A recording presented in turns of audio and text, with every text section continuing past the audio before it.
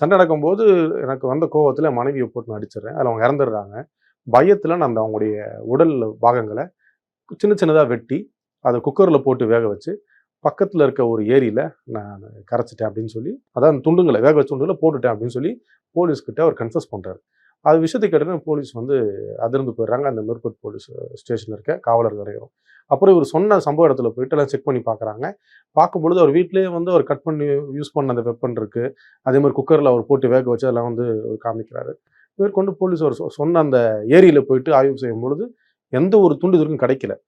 கிடைக்கல. ஆனா அந்த புகார்ன்னு ஏற்பட்டு இவர் கன்ஃபஸ் பண்றத வச்சுக்கிட்டு, அவங்க என்ன பண்ணியிருக்காங்க, அந்த புகார் எடுத்துட்டு அவர் மேல ஒரு எஃப்ஐஆர் போட்டு அவர ரிமாண்ட் பண்றாங்க. மேற்கொண்டு அந்த இறந்த அந்த வெங்கட்ட மாதவி அவருடைய குருமூர்த்தியோட மனைவியோட உடல் பாகங்கள் கிடைச்சதுக்கு அப்புறமா தான், இது உண்மையாவே இவரு வந்து உங்கள வெட்டி இந்த ஏரியில போட்டிருக்காரான்னு சொல்லி தெரிய வரும். இப்போதைக்கு இனிஷியல் ஸ்டேஜ் இன்வெஸ்டிகேஷன் ஸ்டேஜ்ல இருக்கு. Woman missing case. அத ஆல்டர் பண்ணி மர்டரா கன்வெர்ட் பண்ணியிருக்காங்க.